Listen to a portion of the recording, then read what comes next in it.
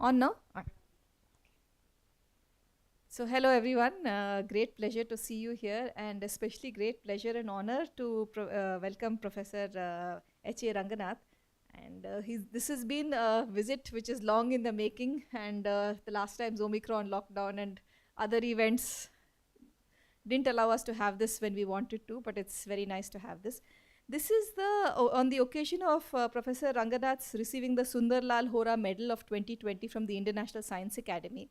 So this his talk today, which is a popular science talk, will be followed by the medal and award presentation here at Azim Premji University, and we're very honored that you are doing your memorial lecture here, sir. It's a pleasure to have you.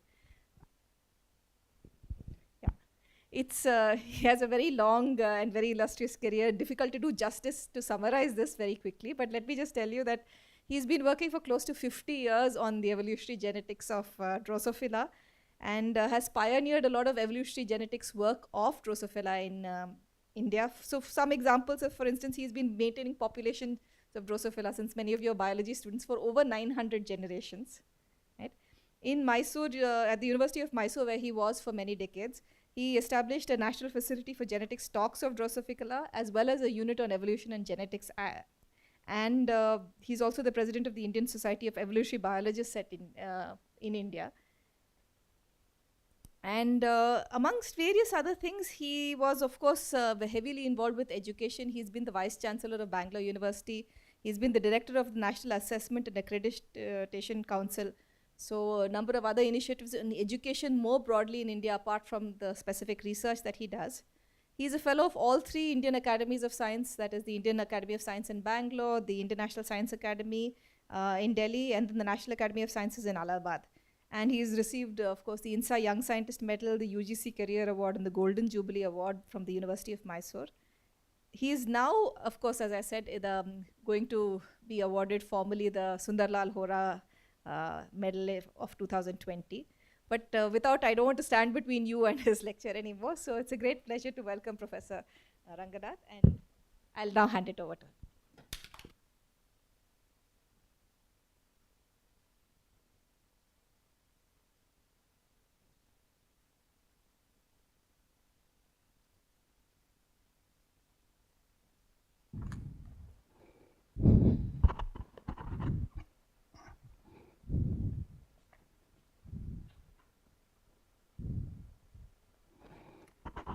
Good afternoon.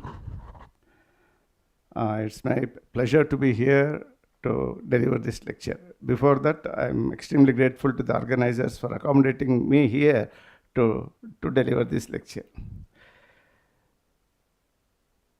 Of course, once in 3 years, the Indian National Science Academy selects one animal scientist to get this medal.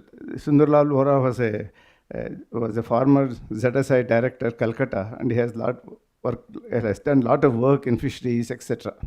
So in his memory, INSA is doing this. So this year I got it, and they asked me to go and give a talk wherever I want across India. But I thought there is a strong evolutionary biology school in Azim Premji next door to me. I thought it is better to do it, and she has accepted, and people have taken trouble to organize this. I'm thankful to you. And now, as Madam has said, most of the students are biology students, and they have gone through evolutionary biology course, etc. They are also doing some experiments in that. So what I have done is, I have taken the title, a contemporary title, a competition between two competitors now. One is the COVID and another is the human. So during the last 2 years, what all happened, I will try to sum up, right? Hoping that that will convey some message that evolution need not be taught from the history. It's a real time. Every day, every month, you're looking the changes that are happening, particularly in this coronavirus. Usually when you say that you are interested in evolution, people would ask you, are you looking at the fossils, are you looking at that? People even now have the perception that evolution is nothing but a history. But such model system will throw light on how evolution could take place, how experimentally one can study. It is no longer a soft science, it is as hard as any other science in the scientific field. So I have taken this, and I must tell you that in the last 2 years and almost 2 years now, not even a day has passed without discussing something about this pandemic. And this pandemic has brought many challenges and concerns to the society also. Of course, as you could see there are many global pandemics. This is not the first pandemic, and this will not be the last pandemic either. Earlier also there were pandemics, and society took care of them. And this is increasingly more. The chances and the probability of getting more pandemics in future would be more because of numerous factors. One of them is, as you have seen now, new vectors are coming. Vectors are the ones which carry disease from one individual to the other, one group to the other. New vectors are being recognized. And most importantly, we are destabilizing the natural ecosystems through urbanizations, etc. And at the cost of agriculture, so many things are happening. In principle, what is happening is natural ambience is being disappeared. So all these put together, chances are there, we get many more pandemics in future. We have to get ready. This is the evolutionary lesson, that what you get from looking at the pandemics in the past and what is happening now. Some more general remarks. The last 2 years, some success is there, because in controlling and managing this pandemic, because of easily people identified, very quickly they identified the causative agent of this pandemic. And most importantly, many of the variants, what you speak and what you read, it is because of the technology, that is genome biology or the genome sequence. Because of the genome sequence, you are getting to know what are the new variants that are coming up. And also the most important thing is people understood to a certain extent during the last 2 years the epidemiological parameters related to transmission, how this transmission takes place from one individual to the other, what are the life history characters, etc. These are epidemiological parameters. We have learnt it. Because of these things, there are some success stories. In spite of all this, what I personally feel is the global management of the pandemic still needs better coordination. Of course, we cannot go on arguing and debating on this point, but success is there, but better coordination could have avoided some more waves, because some African countries, in some of these vaccination was not given, and things happened again and again and again, and other parts of the world are threatened to that now. So better coordination is required.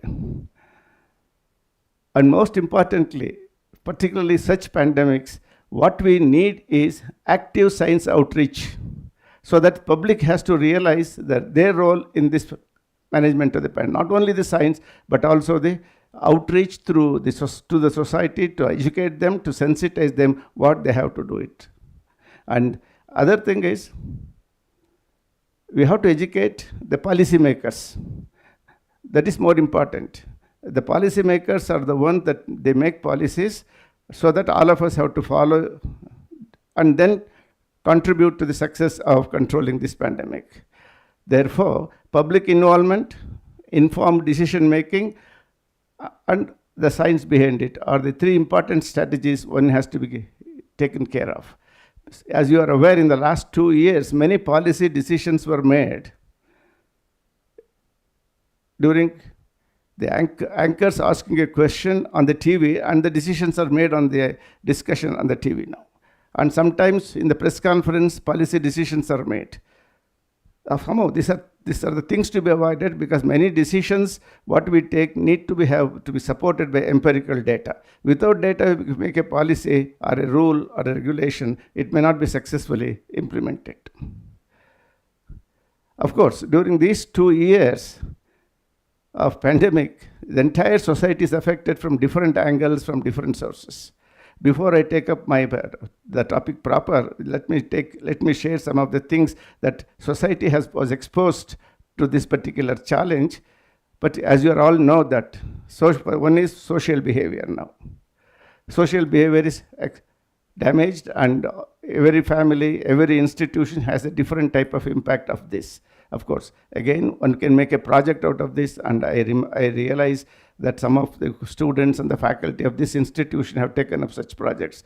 In Bangalore particularly, many NGOs have done this job of looking at the pandemic, how that challenge has changed the social structure, character now. And also the cultural norms. Many of the cultural events have disappeared now. Of course, it is coming back now. Like that, it has negative social impact on the social behavior of the society now. Of course, the most important thing is the economy has melted down, education has disrupted, and technology has intervened. Now, new things are happening in the institutions now. Technology, whether the teachers are required, whether the technology is good enough to do this, all such new challenges have come up. We need to be very careful in formalizing a policy for teaching and learning now. Like this, people have studied many more things across the globe.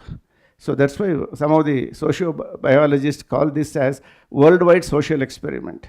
This pandemic has brought in challenges to all the societies across the globe, and people have studied how this pandemic has affected the social system in different parts of the world. So parallelly, research is also going on. A couple of articles have been published, as you could see here. One of them was in PNAS, where 10 evolutionary biologists have contributed to the thought of how these things are happening.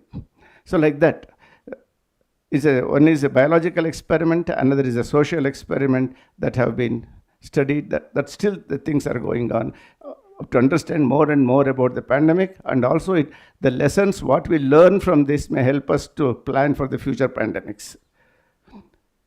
So now, the present topic is evolutionary arm race between humans and coronavirus. Again, here, what all happened so far, whatever success one has seen, it is because of international collaboration. Because for the first time, the data is fed to a CDC, that means central controlling system, and they share the data. Genomic sequence is shared. So many things have been shared. That's why I call it as international collaboration. And also a global evolutionary. Across the globe, evolution is taking place, and people are looking at it as on a project mode, how experiments can be done, and it's happening on its own, and how new variants, new characters are coming up. For the first time to my knowledge, evolutionary process has been tracked in real time. That means whatever that is happening generation after generation, a mutant after a mutant, one wave after another, people are they have understood, and the reports are available for scrutiny now. So in real time, on a day-to-day basis, the evolution has been tracked. And the data is openly available. That is the most important thing. Very rarely such things do happen because of the involvement of all the international agencies. Wealthy data is available on a public domain. And when you look at all this data, the results that are coming up now, as a student of biology, one can make use of the data to relate them to the already known evolutionary processes now. That is the intention of this talk. Pick up those important ideas, important results that have come up of this particular study, and how we can relate it to the knowledge what we have already got from the evolutionary biology. Of course, these are the two competitors. One is the Homo sapiens, another is coronavirus. The first part of this sentence is very clear. That Dobzhansky's statement, nothing in biology makes sense except in the light of evolution. The second part, one of the virologists has written this, nothing about the human response to COVID-19 will either. If you want to know the human response to this pandemic, you need to know evolutionary biology. So he has used the first part of the statement from Dobzhansky, and the second part he has reworded it to say that even to tackle the pandemic problem, one has to know the evolutionary biology. That's how the evolutionary theories are coming up now.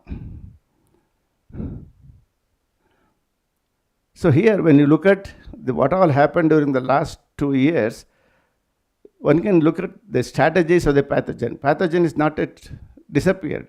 So over the 2 years, this pathogen, this virus is evolving, and it is adopting different strategies for its own survival. Accordingly, the host, the humans, are also responding to it in different ways. Of course, we cannot reproduce as fast as the virus can do it. Therefore, our response is in a different way, that is social distancing, the mask making, and also the vaccines, etc.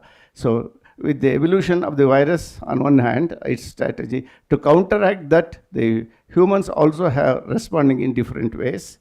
And over the 2 years, there is a complete total interaction between these two competitors. And because of this, in evolution, what we say, one is influencing the other, that is coevolution is taking place. All these things concurrently are happening in the society now. It has happened in the society. And now one cannot ask me to list the strategies of the pathogen independently, strategies of the human separately, because all these things are happening concurrently. That's why I have said, since the concerned events of these occurring almost concurrently, and also one has the impact on the other, it may not be possible to catalog step by step. So when we take the one variant, one mutant, the mutant has appeared, what are the characters? For those characters, what is the human response? These two things are happening concurrently. Of course, this is the same thing, counter adaptations and counter adaptations against each other. And we say this is an asymmetric competition because one is a virus, another is a human. Of course, when you look at the data that is available in the last 2 years, a few concepts in evolutionary biology could be looked into. For example, famous Darwin's quote, descent with modification. Earlier, to provide evidence for descent with modification, as students, as teachers in my early part of my career, we used to go for embryological evidence, parentological evidence to show how descent with modification has taken place. But if you look at this data that is available in the last 2 years, at the molecular level, at the life history strategy level, one can easily demonstrate descent with modification, that is evolution. Competition, again, another domain of natural selection, all these things, mutations, the neo-Darwinian concept came into force because of the mutations, fitness, novel adaptations, the variants, the frequencies, rare genotype advantage, frequency-dependent selection, evolutionary epidemiology, evolutionary ecology, evolution of pathogens. See, all these things are, for these things, data is available now. Earlier, we used to teach these things by taking the historical reports, historical documents now. So today, anybody who has access to the data, they can look into these things. So in the next 40 minutes or so, briefly, I will go through these different things now. Of course, before studying that, one has to know at least in brief, what is the structure of the competitor, where if you know the structure of the competitor, we know the weaknesses of the competitor, or where the challenges are there, one can tackle it. For example, you know this. Of these, the most important thing is the spikes, the red. So this is the one that attaches to the receptor on the human cell. But just by attaching, it is not good enough. It docks in there, and now that spike protein has to be opened.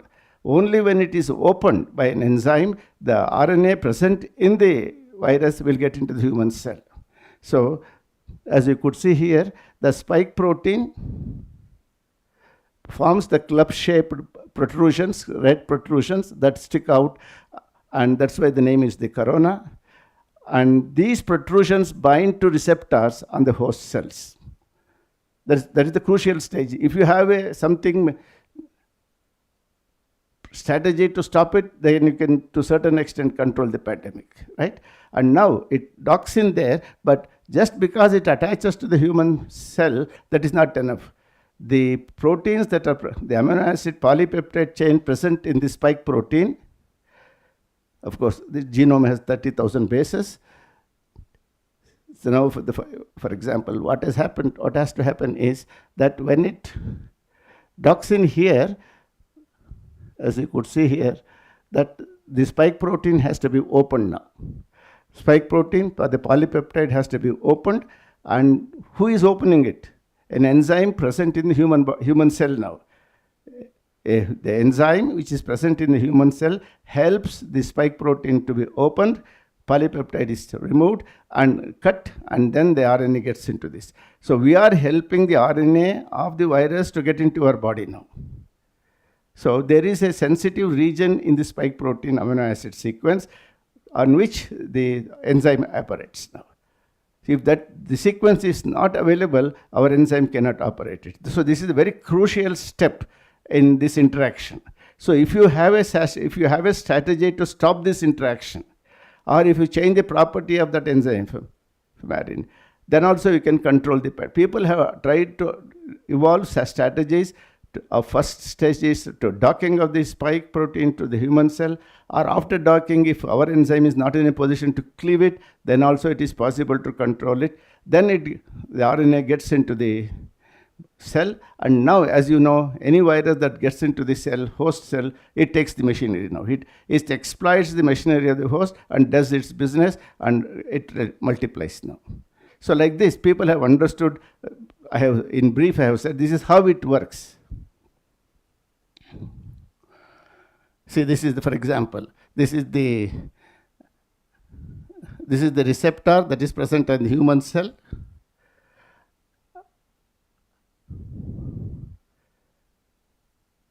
This is the enzyme. The furin that is present in the body, in the cell, helps to cleave the protein. If that sensitive site is not present on the spike protein, then it will not be cleaved. So enzyme may be there, but it's not in a position. The next question is, from where did that sensitive piece of polypeptide came to the spike protein now? Like that, I will come to that later. So it makes the polypeptides in the spike protein, and now when the spike protein is broken, the window is open, the gate is open, the genome gets into the human cell, and as I said, it takes care of the next series of business.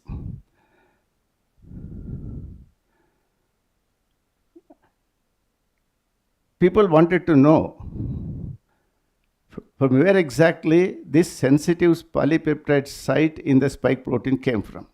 Because the other coronaviruses which are present in nature, in the bats and other animals, they do not possess this sensitive site. Only this virus which is infecting us has this polypeptide sequence on which our enzyme can operate and open it, and it facilitates the entry.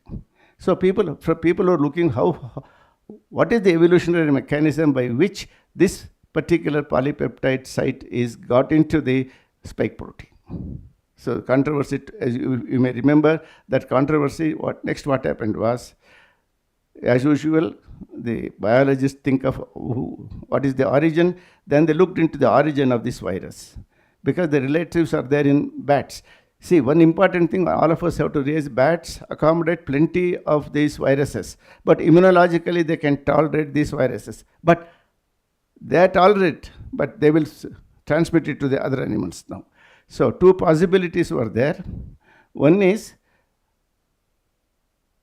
the existing coronaviruses, the genome of the coronaviruses must have undergone series of mutations, mutations in the genome, which produces the spike protein. So because in the relatives of that coronavirus, they did not have the genetic code to produce this polypeptide chain. But now this coronavirus has that, and people, what they suspected in the beginning was, in nature itself, series of mutations must have taken place in the gene which is producing the spike protein. After an evolutionary timeline, this must have mutated in such an extent, and in one combination, it started calling for a polypeptide. So in nature itself, this piece of polypeptide has evolved, and it has acquired a function to produce a protein now. And that protein, which is produced because of this series of accumulation of mutations, has a region of 6 amino acids, which is sensitive to the enzyme. So now they said, this is the coronavirus. What is infecting us is naturally evolved one through the accumulation of mutations, and it acquired a function. In genetics, we call that new function that is acquired as gain of function. A gene is there, it undergoes a mutation. If it performs a different function now, we say gain of function. If it loses its function, we say loss of function mutation. Here is a case, the gene which has suffered a series of mutations, acquired a property, new property, produced a polypeptide with 6 amino acid sequence. Of course, the intention may not be to produce a sensitive type to the human enzyme. That again is an opportunistic behavior of the evolutionary process. Opportunistically, accidentally, these 6 amino acids were assembled, and unfortunately for us, that becomes the sensitive site for the enzyme. So in principle, people thought, and that's how this news was spread, it is naturally evolved one. And such experiments were going on in the lab of Wuhan, and naturally evolved, and they were being maintained. Accidentally, it escaped the Wuhan lab, and it migrated, and it infected many others. And equally important challenge was, people suspected that through genetic engineering, this particular virus is evolved under laboratory conditions.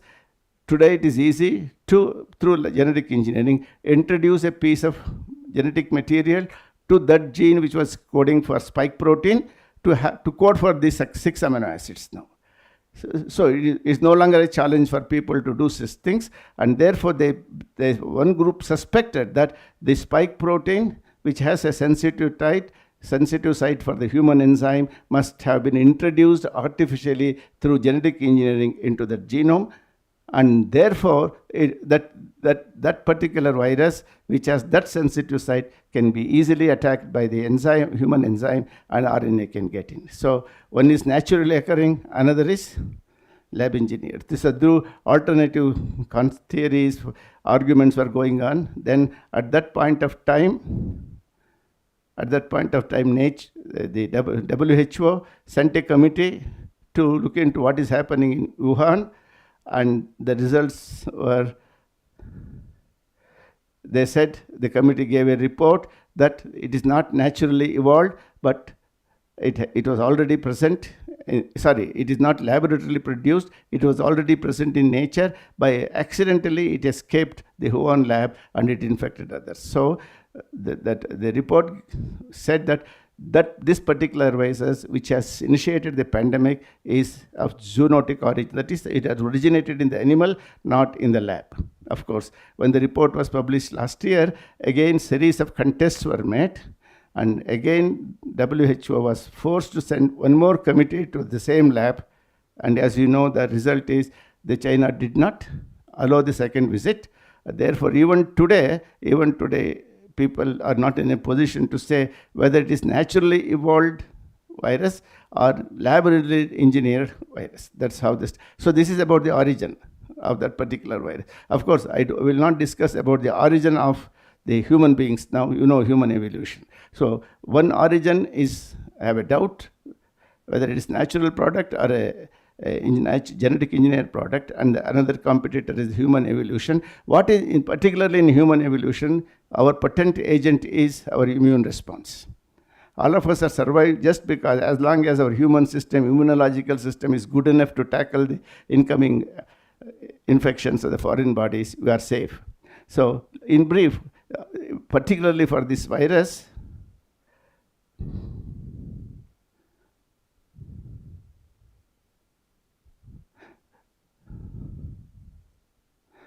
of course, this is missing now. Okay. There are 2 alternatives now. The virus gets into the body. One step is, if you are healthy enough, your T cells and B cells could operate on that and see that virus will not replicate and it will be removed. No symptoms. The other alternative is, if you are immunologically weak, or if one is suffering from comorbidities like diabetes, blood pressure, etc., and if the virus load is more, then what happens?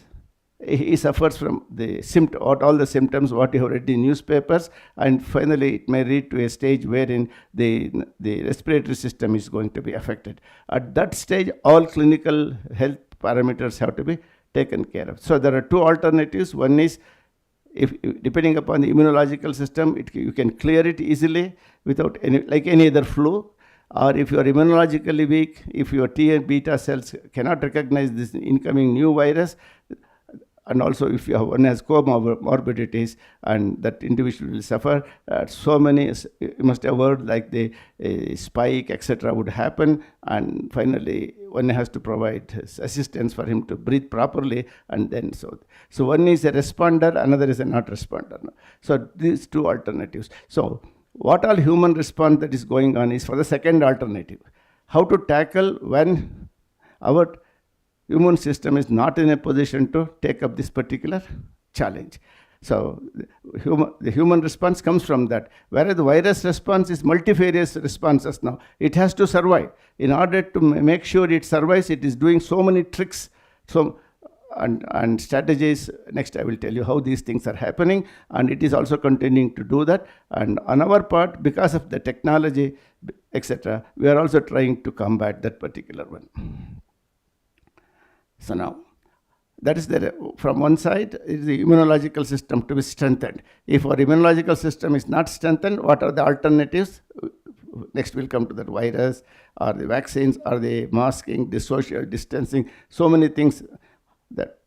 On the other hand, the most important thing that is happening in the entire during 2 years period is the virus. Virus is evolving such a fast, because it is reproducing.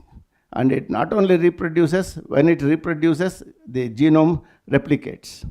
And if you remember, whenever the DNA replicates, whether it's in a bacteria, or a virus, or a human being, during replication, mistakes do happen. Mistakes do happen, but these mistakes are removed at different stages, what we call it as proofreading.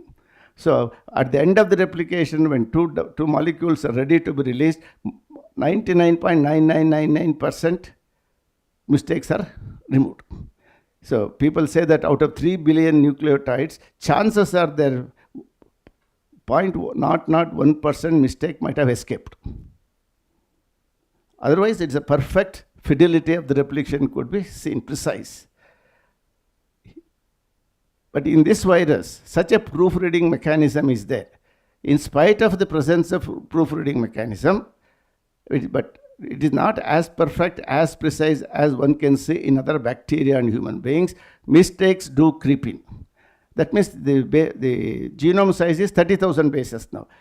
We have 3 billion nucleotides. So even mistakes happen in some part of the genome, other part of the genome is okay. Whereas here, only 30,000 bases are there, and the replication is going on so fast every day.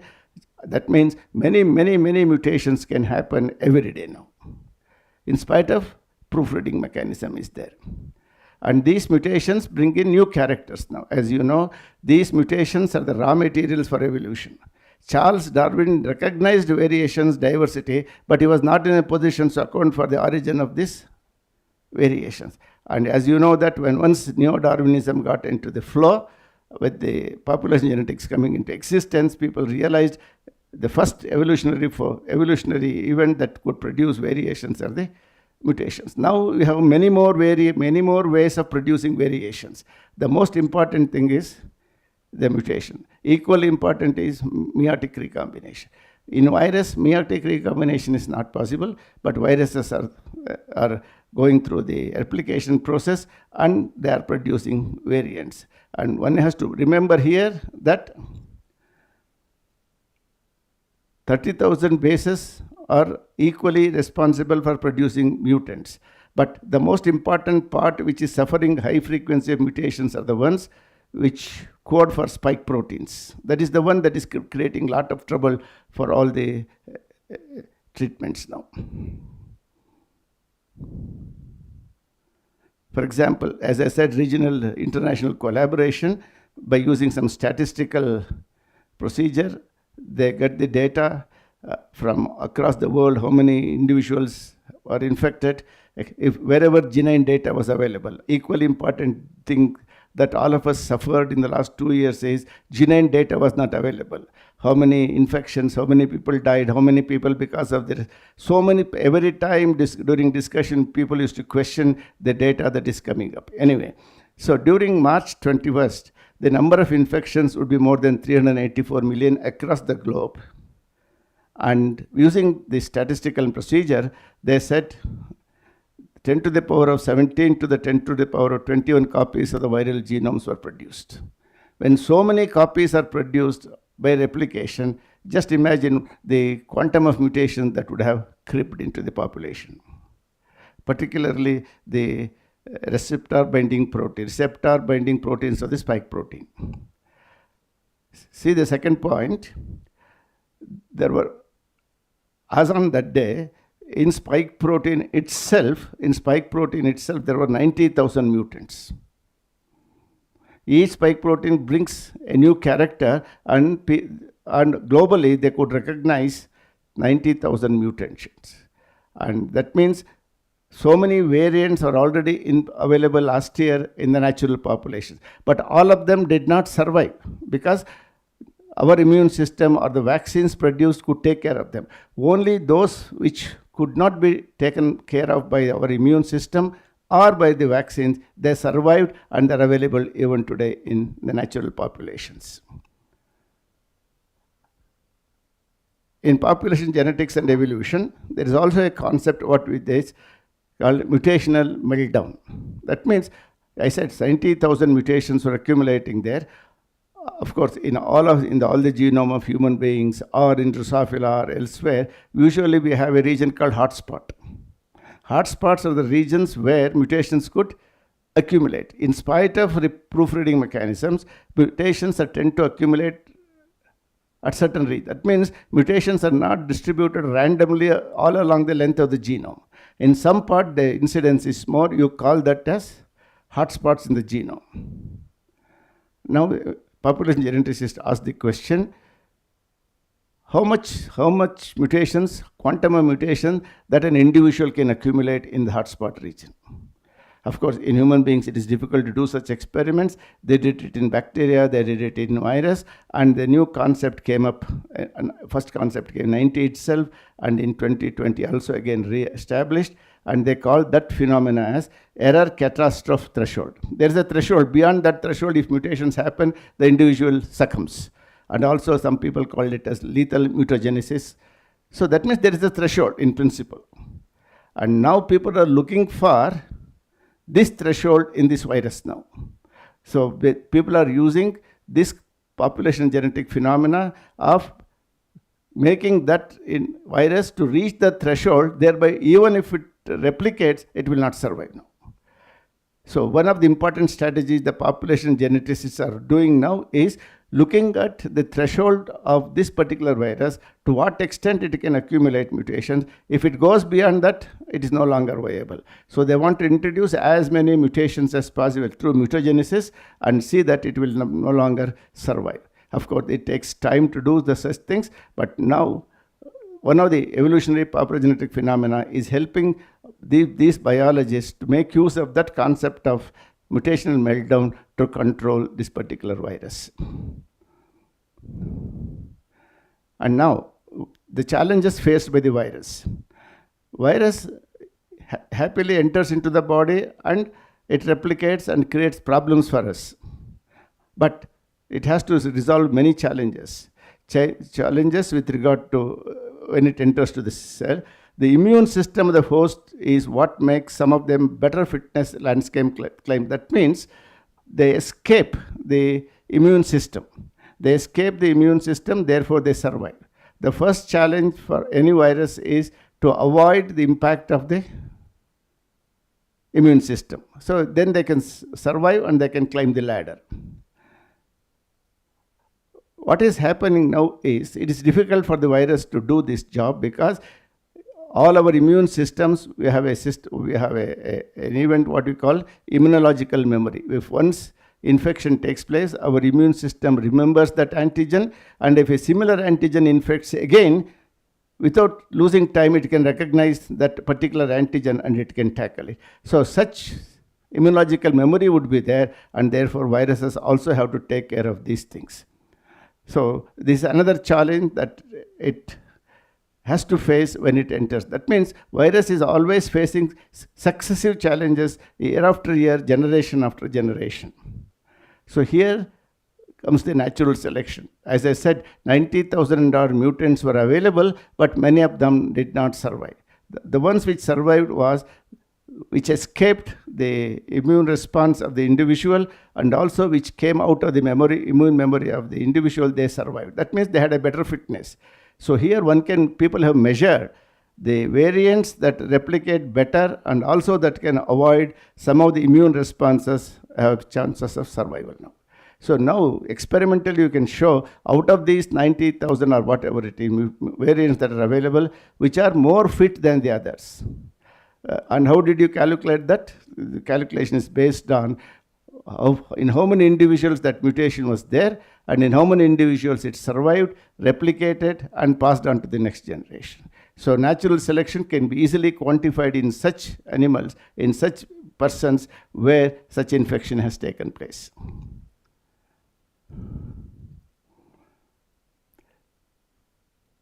Another important thing that has happened during the last 2 years, some variants, particularly in the receptor binding region, they were in a low frequency. They are available, but they were in a low frequency. Any variation that is in a low frequency escapes the attention of the selection now. And during that period, when it escapes the attention of the selection, it multiplies because nobody is controlling it, and it increases in frequency. And those variants which were in a higher frequency was tackled by the natural selection, and their frequency would go down. So what has happened was this particular variant, B, one of the variants, for example, B 1.1.17, it was in a very low frequency. But after a certain time, it became a dominant frequency, high frequency now. At the same time, other variants which are in a higher frequency, they came down. So this is a clear example of, in nature, frequency-dependent selection. That means any variant which is in a higher frequency is easily exposed to selection, and it is controlled by selection, that frequency would come down. Any variant whose frequency is less, it escapes the action of natural selection and gradually increase. That becomes dominant. So this alternated dominance and recessiveness takes place in frequencies in natural population depending upon the frequency. So of course in Drosophila, in other mosquitoes, and also in peppered moth, people have shown that frequency dependent selection. But here is a case, the variant was present, but in lower frequency we ignored it, and it increased in size. And the one variant which was doing damage and in higher frequency, that was tackled, and that it comes down. So that cycle is going on. That means variants are still in the population, but in different frequencies. That incidences are clear examples for frequency-dependent selection or rare genotype advantage. The one which is rare has an advantage. But the rare genotype, which was once rare, now becomes very common, and then it suffers. So such evidences are there in plenty historically in evolution, but today you could see the message is most of the variants are not removed from the population. Today you may say that variant is in a low frequency, but in a due course, because of this natural selection, the rare genotype advantage selection, it will come up again. So that is one message what we got now during the last 2 years. So again, see here, only few mutations variants were selected and retained. They were subjected to all studies, but there are many mutations in the genome of virus which were not available for study. What does it mean? Any variant which survived infected people, and those genomes were isolated, sequenced, and data is available. It is only a fraction. It is only about 15 variants genome sequence is available. All the individuals, infected individuals' genome is done. But if you classify it in terms of variants, 15 variants genome is available. But there are thousands of mutations, as I told you earlier. They were not available for analysis because either in a low frequency or they are removed during the selection process. That means this virus enjoys immense potential producing mutations and variations, and it is very difficult to monitor them every day. So this is important, how the evolution is taking place. In virus biology, two important things are important. One is antigenic traits. That means antigenic trait, virus is an antigen now. When virus gets into the body, my system has to recognize it is an antigen and I have to produce an antibody, or you have to react to that. But this antigenic trait of this virus is not the same. With every mutant, its antigenic property is changing now. So because of that, what is happening? My body has to do again and again the exercise to recognize a new variant, new antigen, and it takes time. That means my earlier immunological memory may not help now because new antigen has got into the body. Every mutant, every variant brings in a new antigenic property that we call it as evolution of antigenic traits, and that is happening. The next important thing is disease life history traits. Disease life history traits means, in principle, you can do it for Drosophila, you can do it for mosquito. Every individual has a life history trait, right from birth to death and reproduction, time of reproduction. All these things, what all happens with regard to the reproductive timetable, it is called the life history traits. There may be multiple stages. So these life history stages are also changing from one mutant to the other. I will come to that now.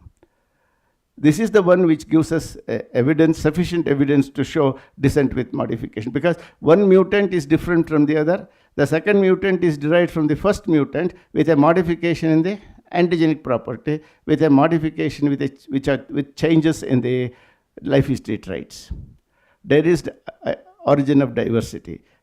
All these things can be studied when you look at the availability of these variants at different points of time. Of course, these are the central tenets of Darwinian biology, that is descent with modification, production of diversity, and the competition and the struggle now. Of course, the selection will operate to pick up the best. See what has happened now. If you look at the virus, this particular virus, during the first wave, our body was not exposed to any earlier antigen. So the selection was very weak at that point of time. By the time second wave came, already our body was exposed to the virus. There was already an immunological memory, and therefore virus has to struggle more for its survival. So earlier variant may not survive, new character has to come in now. And by the second wave, vaccines were ready now. So there is immunological memory, and also it has to combat the vaccines. That's why some of the variants which are in population today, if you look at the property, we say they escape immunological memory, and also some of the vaccines have no effect on these variants. Only such variants are surviving now.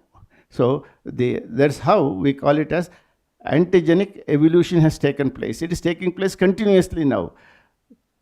First wave, whatever that was not present in the first wave, we have seen in the second wave, now it is also seen in the... So that's why even the antigenic properties are changing from one generation to the next. It's a clear example for descent with modification for this particular character.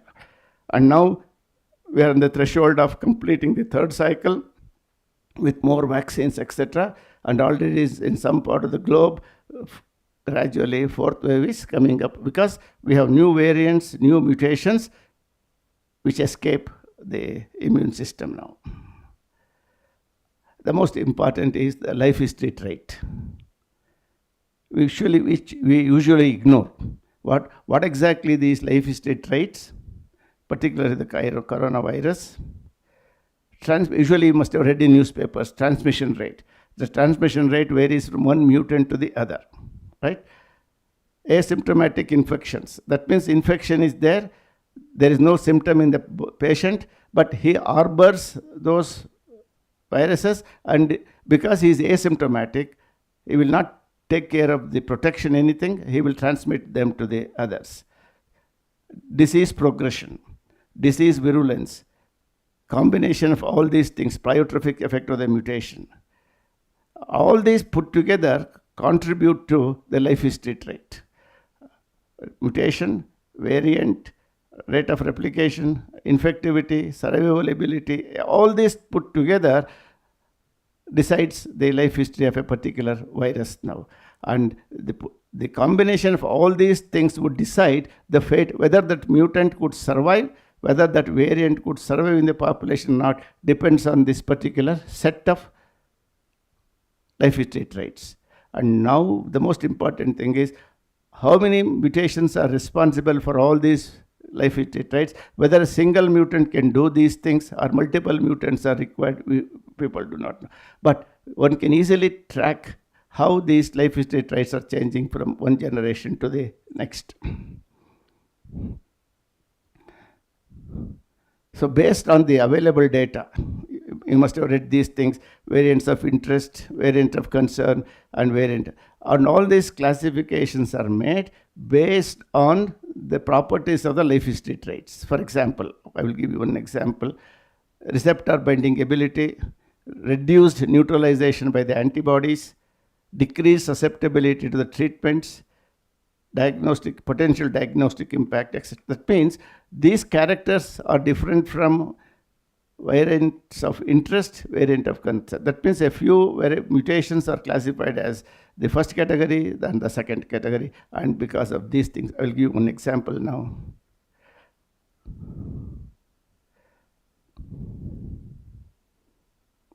So these are out of the so many mutations, these are the ones which are labeled as eta, lota, kappa number. In brief, what has happened is they are very weak. So they are only of genetic importance, and we can easily control them, take care of their infections in the body. Therefore, they are only of academic interest. But the next group of mutants, variant of concern, these are the ones which have done a lot of mischief in the human body, because what has happened is these are the mutants of concern. Because you could see here alpha, beta, the most important is the delta, and now the omicron and the C. All of them are mutant of concern, variants of concern. The important thing is that they escape the immunological protection, and also they replicate fast. Transmissibility is very high. When all these lethal combinations come up, they survive in nature, and it is very difficult to control them.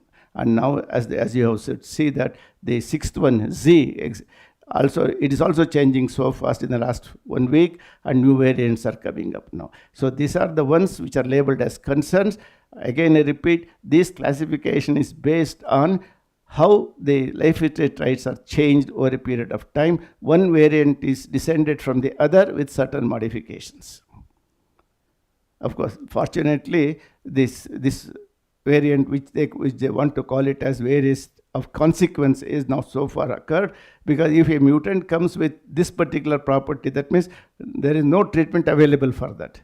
So academically, they have classified a mutant. If it escapes everything which is not controlled by any of the known mechanisms, they would have called it as variant of consequence. So far, the controlling system of the viral biology, they have not labeled any variant of this. So today, what we have is the most important category is variant of concern.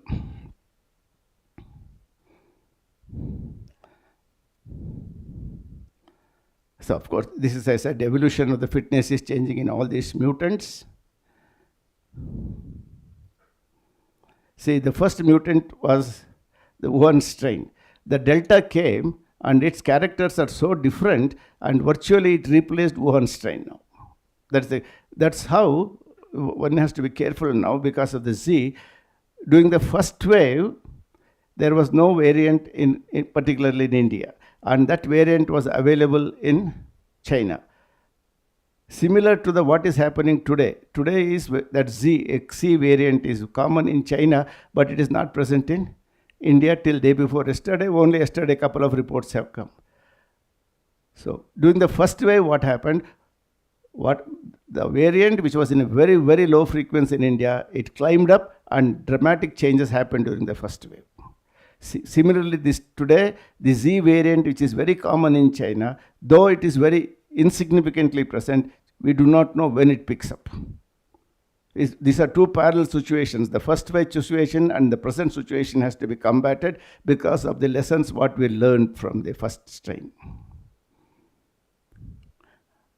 And the Omicron is the latest lethal one. They call it as the stealth variant because for a couple of weeks, couple of months, the BA2 variant of the Omicron was not able to be detected because any of the tests available, they were not in a position to detect the presence of this variant, even the sequence-wise. Therefore, they called it as the stealth variant. But now technology is available, sequence data is available to classify whether the variant is of this category, and remedial measures are available. That why I am saying this is the virus, in order to survive, it is all using all the tricks, whatever that is at its disposal with 30,000 genome base pairs, and it is surviving. And now see the name. Dual infection. If you have two variants are infecting the same patient, chances are there is recombination between these two. Already reports are available that if co-infection by two different variants together in the same individual, variant-wise, they may not be harmful, but because they are not harmful, both the variants are maintained in the individual, and by some accident, again, the horizontal transfer from one variant to the other would take place, and a new variant would come up. And that variant, they have called it as super mutant. This is possible because two variants which were not harmful, which were not lethal, they were maintained in the individual. Because they were maintained in the individual, there was a probability of exchange of material between these two viral strains, and a new variant has come up, and that they have called it as super.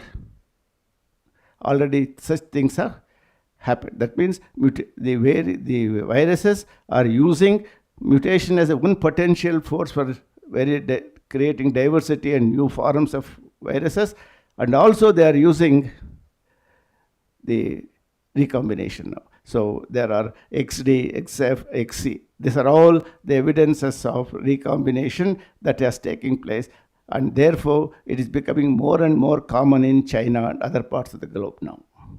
Because it's very difficult. When it was born, it was a stealthy variant, but now it is becoming super mutant. It is bringing characters from 3 different or 4 different sources. This is what I have written.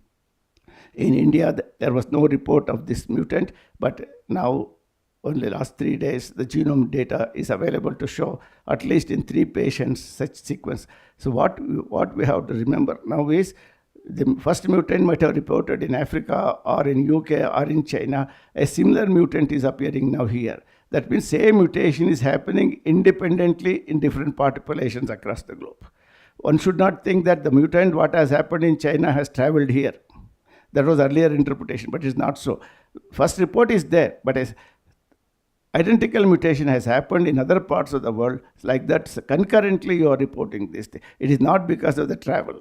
So that means that the genome is so small, similar mutations are happening again and again, and the variants have been recorded. And now in community settings in India, we have found that BA.2 subvariant is gradually increasing. So this is gradually increasing, but it is very common in China. We have to see something has to be done through sequence-wise, not to allow people with this variant to mix with others. Of course, he was the pioneer in this. We don't really know how the mutations work together. 3 different mutations come together. It is not a cumulative. We do not know whether it is additive or not. But in genetics, we say the cumulative effect is there. But here, in this case, it's still now it is not clear whether it is additive. As long as there is COVID outbreak somewhere in the world, there will be mutations and they will spread. So that means indirectly what people are realizing is you cannot eradicate. If you want to stop that, you have to stop the infection. When you stop the infection, replication is minimized, and therefore the chances of producing a new variant will be less. One more, again, see, it is using all tricks. Mutation is a big trick, recombination, another is reassortment of the genome.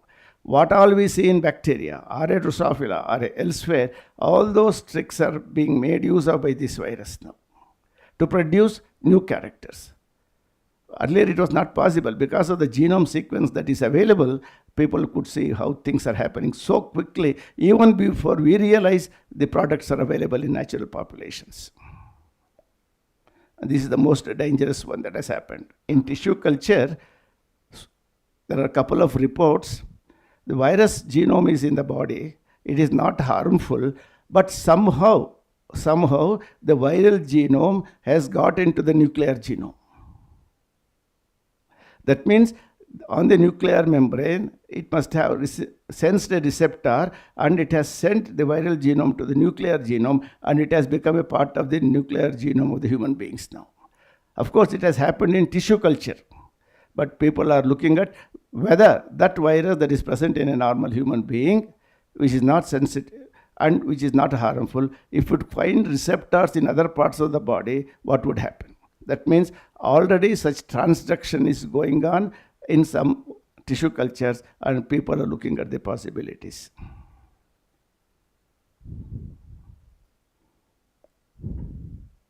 Of course, this is what I said. And another important thing is reverse zoonosis. So if there is an infection in the house, if in that family, if you have the rodents or the cat or whatever animals, pet animals, chances are there from the infected person, these pets may be infected. They may be the carriers now to carry the virus to other individuals now. That's what is called a reverse zoonosis. Reverse, because we got that virus through bat, original zoonosis. Now reverse zoonosis is possible, and couple of cases in UK have been reported. There are pets, and these pets carried the virus from the infected person, and they have infected elsewhere. That also has to be taken care of, because we do not know when it gets into a cat or a dog or other pets, what type of changes would take place. So finally, see here, there is a rapid evolution of the virus. Genetic diversity and variability it is producing because of mutation and recombination. And today we have transposons and others, and they also will help us. Of course, in biology, there is one red queen hypothesis. The red queen hypothesis only tells you that when two species are competing, in order to survive, one has to run faster than the other. Virus is running very fast, and now we have to have our own technology to take care of it. In biology, in evolutionary biology, there's a theory called red queen theory, only to convey that competition is eternal in evolutionary biology. And if two people have to survive, two species have to survive, one has to run faster than that.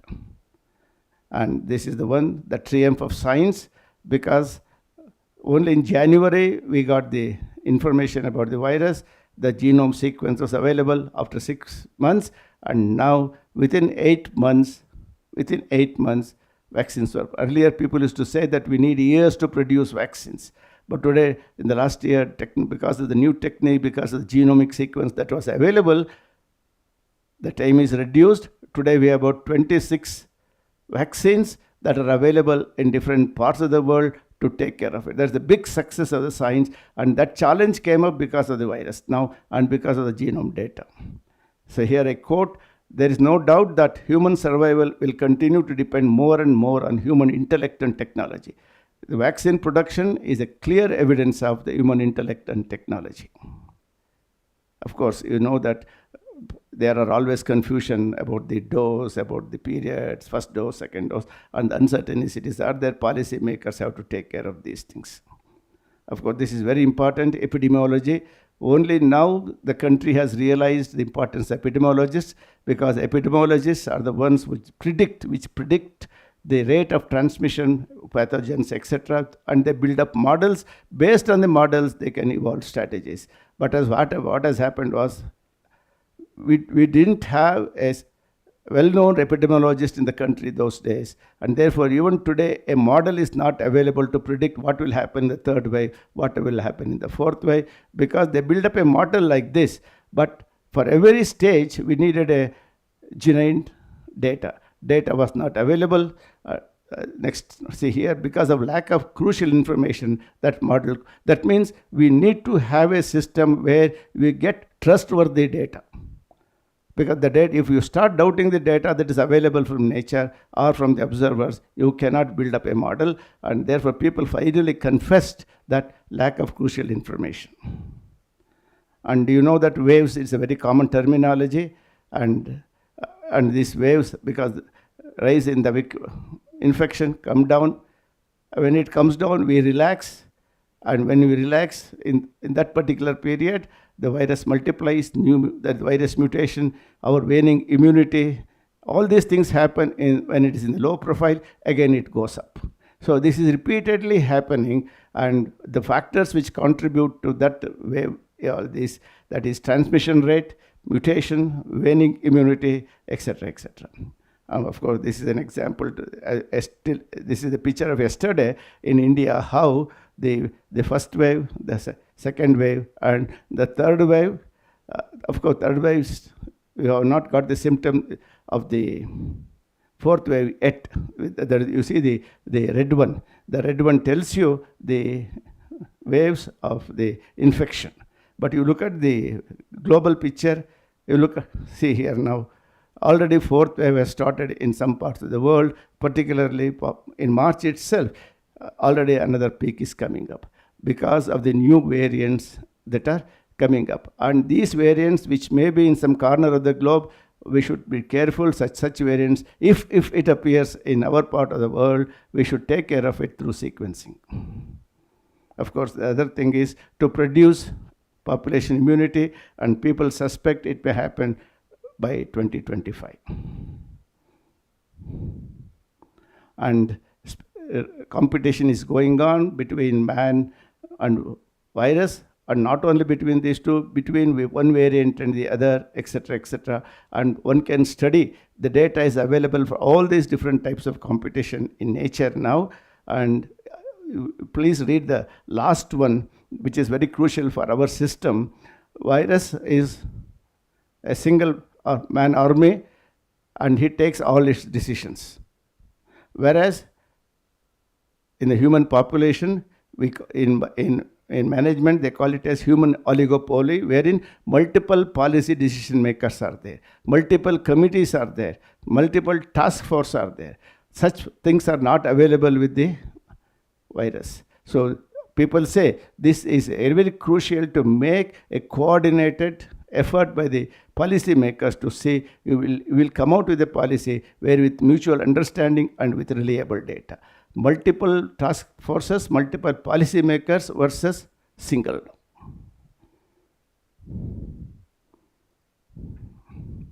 So finally, what has happened is, coronavirus is an important player, and it exploits us and it survives. That is very important. And virus is evolving, and this is in real time. You have seen the evolution of the virus in the last 2 years now. And now people usually ask the question, will finally catch up, and finally whether we can eradicate this. It is very difficult to eradicate totally, and finally what is required is to produce a vaccine. We call it as universal consensus. Irrespective of the variant, you must have a universal consensus vaccine. Whatever may be the variant, you must be in a position to take care of it. It takes time to do that. Of course, people already, evolutionary biologists, trying to predict what would happen in the future pandemics, and the message is available now.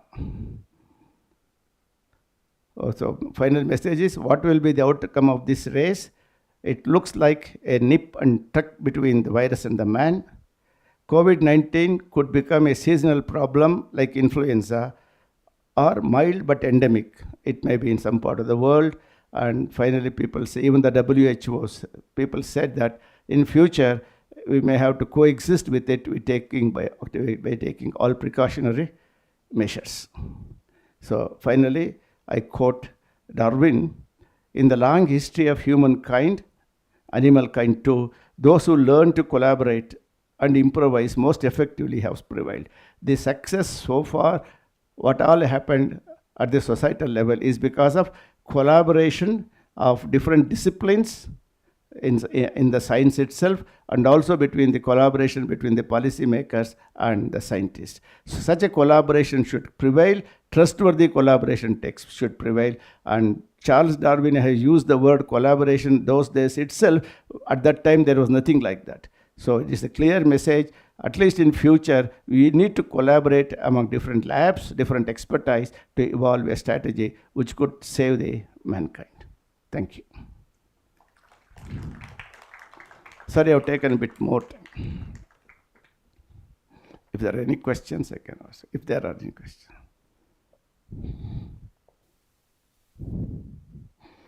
So we have time for one or two questions.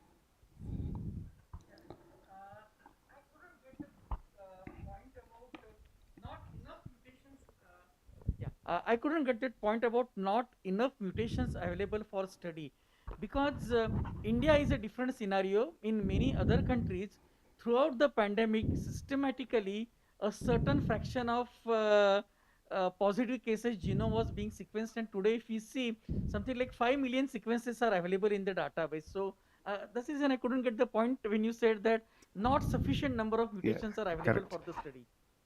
So whatever sequences that have been made are those viruses, those variants which survived. Yeah, okay, which could cause the infection, right? Okay. Those who did not survive, right, they are not accessible to us. Right. Okay. So those which survived may not be as harmful as one which is not. Yeah, they could not grow in. The second thing is the virus also has a bias. Now earlier viruses used to kill the person. Now the present population of viruses, they don't want to kill a person. If they kill a person, they are committing suicide. So they want to survive, they want to replicate, and new variants have to come. Thank you. Any other questions?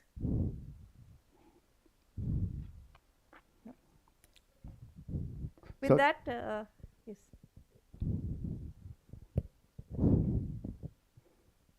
I think that's the. Did you have a question? Someone here? No. Okay. So with that, I want to thank Professor Ranganath again. Thank you. Thank you so much. And I think with this, so if you, 10 minutes. I just have to anyway introduce you formally for this.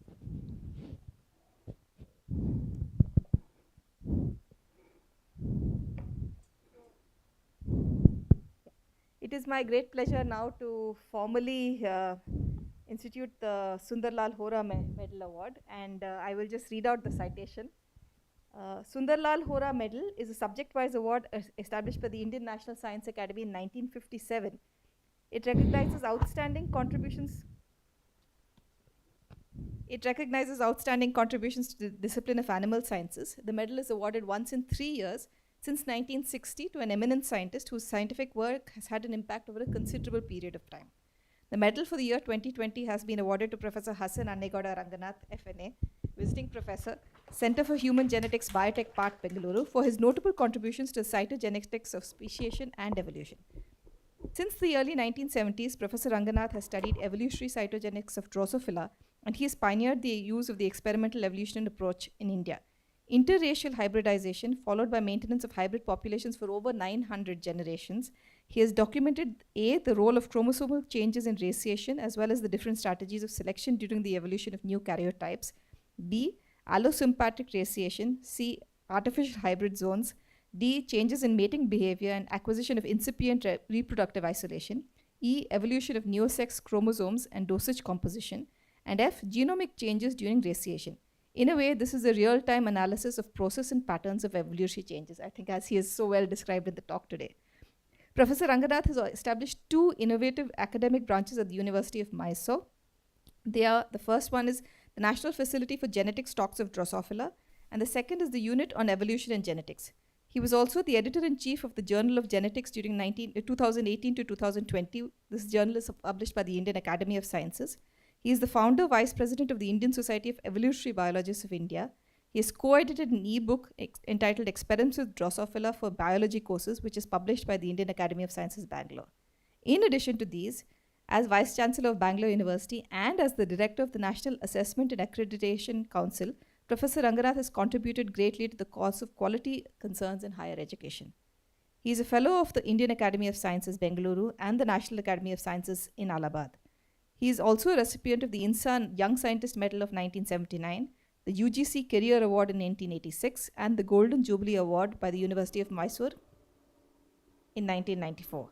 Over and above these, Professor Ranganath is actively involved in science education outreach activities by way of delivering lectures, conducting workshops, refresher courses, etc.